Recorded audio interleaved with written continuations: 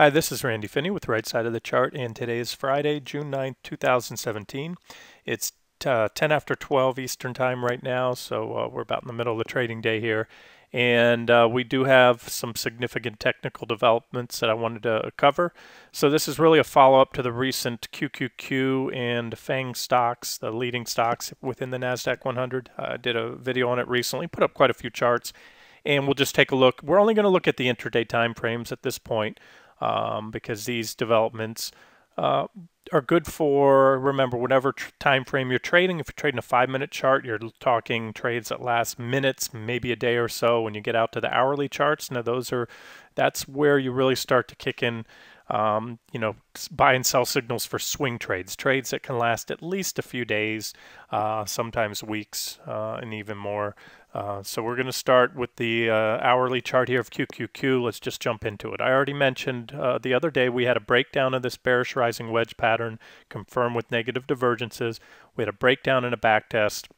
And so far we've just moved sideways. So really, if we wanted to do this, I could add a line here. We need to take out these recent lows that we made the other day. I've excluded a few of the candlestick tails down below there, but call that 142.78 if you want to be safe, 142.75.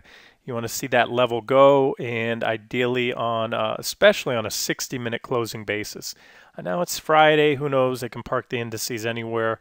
I can just tell you right now, no matter what happens today, we really won't know if this is all going to play out until next week, barring some big meltdown into the close. And then remember, we do have support. There's a gap right here. I'll give you that level, roughly, not exactly, roughly, we'll call it 141.85. So there's some gap support. And then if that level goes, I can just tell you right now, my minimum expectations for a move down here at about the 139.77 level, and that would be a better than a 2% drop, which, trading any leveraged instrument like NQ, E-minis, or SQQQ, that's a, it's a pretty decent trade right there.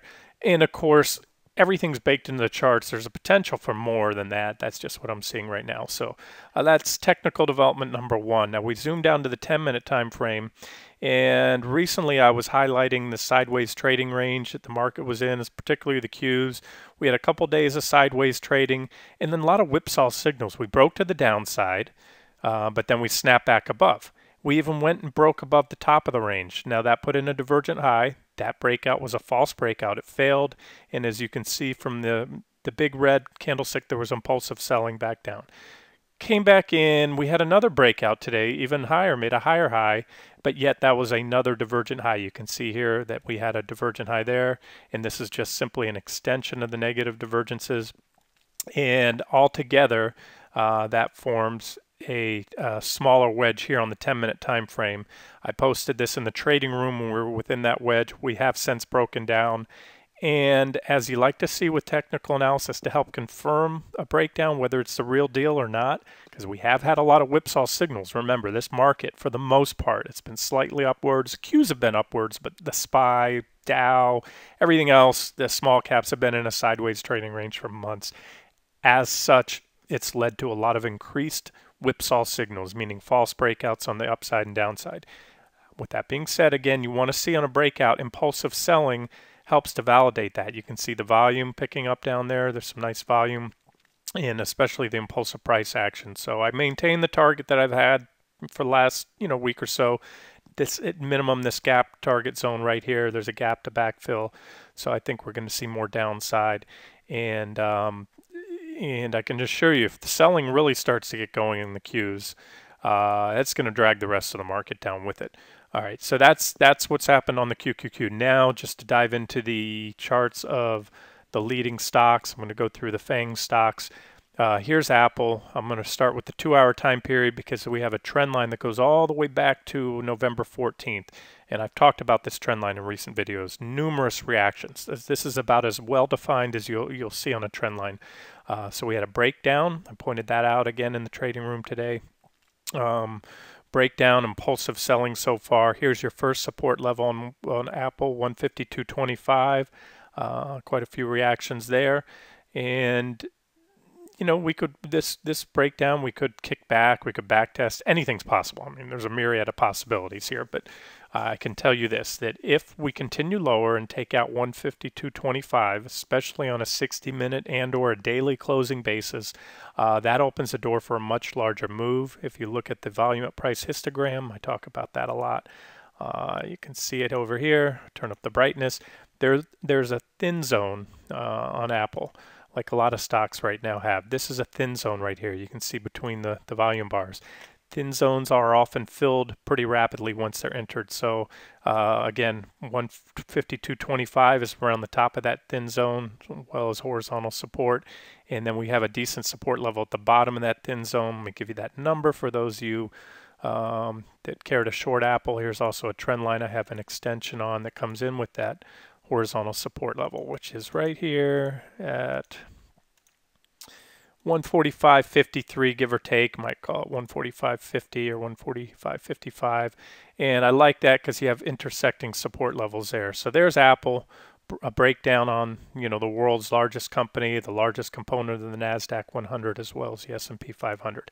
All right, the rest of the stocks, we only need to look at the 60-minute chart, as those trend lines don't go back as far. Here's Alphabet, GOOG, very clear and impulsive breakdown. Again, everything you want to see. So, you know, do what you want with this market. I'm not giving up on technical analysis just because the trend has been strong, and we've seen a lot of divergences that have only played out for minor corrections, just like this one here. That was a divergent high with a little trend line. We broke, and it was a small pullback. You know, didn't go very deep, but this is a larger wedge, larger divergences, therefore chances are you're going to have a significantly larger correction. You can see that's my first target. I've already talked about these, so I won't spend too much time going over what I already covered. You can see the targets on the charts. I'm just confirming, okay, there's breakdown. This is breakdown number 2 on the leading FAANG stocks. This is the other share class, GOOGL, Class A Alphabet. Same story, obviously. Microsoft, I mentioned this failed pennant. I mentioned the pennant as it was still forming. That pennant did not break. It had a little pop to the upside there, and then like I said, when you have a bullish chart pattern that either fails to play out or breaks out and then reverses, you usually see impulsive selling afterwards. As you can see, this is the most impulsive selling we've seen for a while in Microsoft here, and now we've also taken out this minor uptrend line. So Microsoft looks to be headed down to any or all of these levels. You can just correlate that on the chart, or drop me a line if you're trading these stocks individually. They're so heavy weighted that at this point in time, yeah, I'm fine. I'm just shorting the Qs because you're going to have, these stocks are going to move together. You're going to see money flows out of the Qs if this happens, and all these stocks will be sold down only because they're the largest components of the Q. Here's Amazon. There's that rising wedge I talked about. Clear breakdown, negative divergence. Everything, again, was all covered in there. And as I mentioned, we were approaching the apex of these wedges at the point where they usually break down. So there it is. Last one is Facebook. Breakdown there, impulsive selling, negative divergence. There's your levels.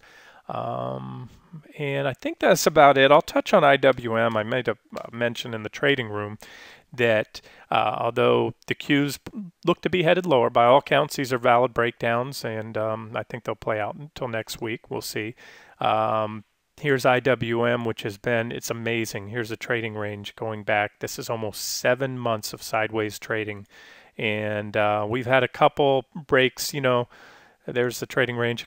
There's a little false break below the pattern right there. A little false break above the pattern, put in a divergent high. We had a divergent high at this point, divergent high, and we fell back to the bottom of the pattern. We just broke out today, again above the top of the range, even took out that previous high, but that was a divergent high. And as I talk about divergent highs, breakouts with divergent highs are more than often proved to fail. And because IWM, it's been very strong in recent days, it had severely underperformed the Qs and the rest of the market up until about the middle of May, and then it played a very sharp game of catch-up, so it's had a powerful rally. So my take is there's a lot of meat on the bone for an IWM trade, because if and when the market realizes this breakdown QQQ is a real deal, and again, assuming that's correct, and we continue to sell down next week, My guess is you'll have more bang for your buck percentage-wise on a short on IWM. But those are my two favorite if you're going to short any sectors. As I always say, the S&P 500 is much more diversified than the Nasdaq 100. Nasdaq 100 is over 50% weighting in tech stocks, and in the top 5 and 10 components alone make up the majority of the return. So you're better off, in my opinion, whether you trade long or short, trade volatility. And this market volatility's been so low that you want to trade the more volatile, higher beta indices like the IWM or QQQ. All right, we'll leave it there. Price targets, again, on any of these things, in any of these individual stocks. As far as IWM, I think we go back down to the bottom of the range at the very least. And we'll go from there. Let's just see what happens after, if we get there as we approach that level. Okay, this has been Randy Finney with Right Side of the Chart. Hope you enjoyed it.